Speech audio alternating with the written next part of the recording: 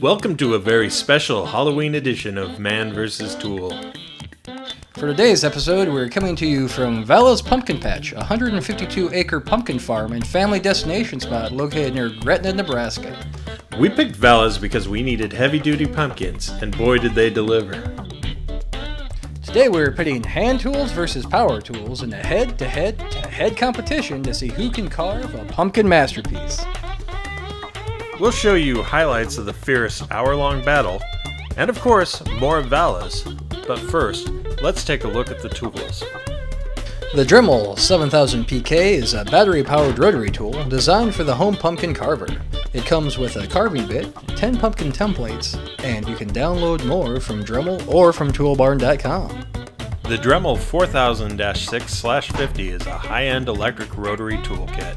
It includes 50 of the most used rotary tool accessories, so it has a bit or an attachment for almost any job. Our hand carver will be using his collection of store-bought pumpkin tools, traditional wood carving tools, and home hobbyist tools.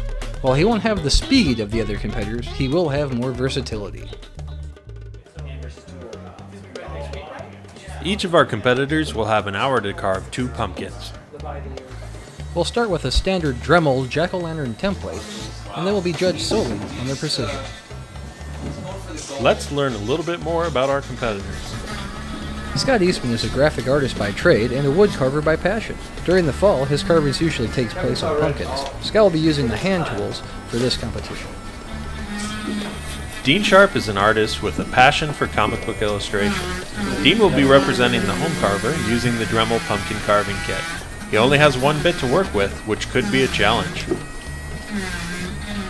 Kevin Johnson is a chef who often makes melon displays and food centerpieces. He will be using the complete Dremel kit and will have his choice of bits. It looks like Kevin has finished transferring that pattern by hand. Boy, you could really hear that electric Dremel start up. Man, that's a lot of power. Scott spent some time scraping his pumpkin. Some of these pumpkins' walls are over 2 inches thick. It appears Kevin is checking to see if his bit will make it through. You know, this could be a real problem for Dean. Let's take a look at how we prepare tonight's pumpkins, the man versus tool way. Ready? We used a Bosch jigsaw to cut out the top of the pumpkin. We made sure to do it at an angle so the top wouldn't fall in.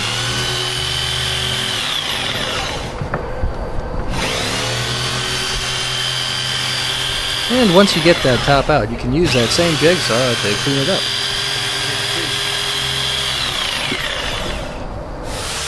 To clean out the pumpkin guts, we used a ribbon mixer and an electric drill.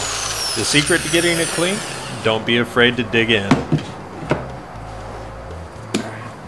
Don't forget to save the seeds for a tasty snack later. As we return to the competition, it looks like Kevin may have switched out his bit, and he's making some real headway now. Well, it looks like Dean has finished up his first pumpkin. It has a face on it, but will it shine through? Yes, it looks like Kevin is dumping out the pumpkin guts, and he's heading over to the judging table. Scott's not too far behind him, so this should wrap up round 1. Now this is precision.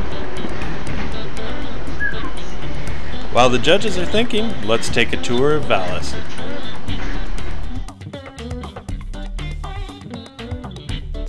Vala's Pumpkin Patch doesn't just have pumpkins. An admission ticket will get you into over 30 attractions and shows. Just about anywhere you go at Valas, there's plenty of things to see and do. Be it a traditional hayrack ride, the Pumpkin Eatin' Dragon show, the petting corral, the pumpkin cannon, or pedal cart racing, there is plenty of family fun to be found at Valas. Even though Valas was closed the day of our shoot, we had a good time walking around and exploring Valas and all they have to offer. Now let's see what the judges think so far. It's just right here. It's tight. It's tight. It's too tight to tolerate. Don't trust myself. Sometimes. I need fresh eyes. Where are you at? Where are you at? Because it actually looked pretty cool when the light was in it. Yeah, we need pumpkin pie. We wait for him. Now we're looking at the artistic merit here. We're looking at creativity. We're looking at ingenuity. It really looks like Kevin's moving along really well on this pumpkin thus far. I'll say he just removed half of it. Looks like Scott has a pretty intricate carving on there, although I'm not quite sure I can make it out yet. Kind of looks like a cornucopia. Dean's second pumpkin appears to have a pretty strong tool theme to it. And with the bit not being able to go all the way through, looks like he's going to focus on some sort of surface carving. Our judges will be using the following criteria when rating the pumpkins. The first pumpkin is worth up to 10 points based solely on precision. The second pumpkin is worth up to 30 points per judge based on technique, creativity, and presentation. All right, Kevin, you were the first to finish. How did you think it went overall? It went great. All right.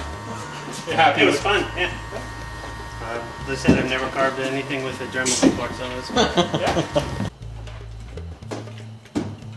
And it looks like Dean has finished up his second pumpkin too. And as we said before, while Scott doesn't have the speed, he does have the versatility and the things that he can do. During this competition, we've watched Scott do a lot of things. Here he's using the X-Acto style knife, but he's gouged, he's scraped, and he's cross-hatched his way into a pretty compelling design, I think. Looks like Scott's done. He's taken to the judging table. Let's see what we have. First up are Dean's pumpkins. His Dremel's bit just wasn't long enough for Vala's super pumpkins, and they didn't light up well for the judges. We scraped his second pumpkin afterwards to show off the design. The sheer power and more aggressive bit left the jack-o'-lantern a bit of a mess with the lights on, but both of Kevin's pumpkins look great in the dark. I wonder how his unusual second pumpkin will do. Scott's first pumpkin was harder than he expected, but he was able to compensate for it by scooping from the inside. When the lights are out on his second pumpkin, it's truly a work of art. Well, let me just say for Dale and myself, it's been an honor to be here, be part of this. And, it's sad anyone had to lose. Any of these warriors were winners. I think that's agreed by both of us. We thought long and hard, and at the end of the day, it's just, not everyone is number one, but there's definitely the valor of trying. And so, without further ado, in third place, the bronze, with 62 points, is Dean the Dremel.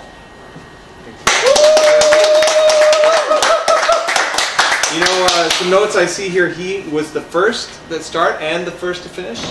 He had the hardest tool to work with, and I think he got an A+ for effort, I think. Number second in silver, with 65 points, is Chef Kevin. And I think Kevin he's out of his comfort zone. He was working with tools that he wasn't used to, and I think he gave a great effort. And his pumpkin was functional, which I think wasn't on the our pattern to judge, but I think definite points for that. And with first place was the Terminator Scott with 72 points. And there's really, you could put a blanket across these three horses, is what I'm saying, as they finish the finish line. We hope you had fun watching the Man vs. Tool Halloween special. We look forward to seeing your best pumpkin designs on our Facebook page, and we hope you have a safe and spooky Halloween. I mean, you can do this. These things get hot. These Dremel pieces get hot when you're running this long. Be very careful. You're losing points left and right, Dino. Hey! I call foul! Wait, we don't win our opponent's tools? Yeah. I thought this was marbles. I thought we were playing for keeps.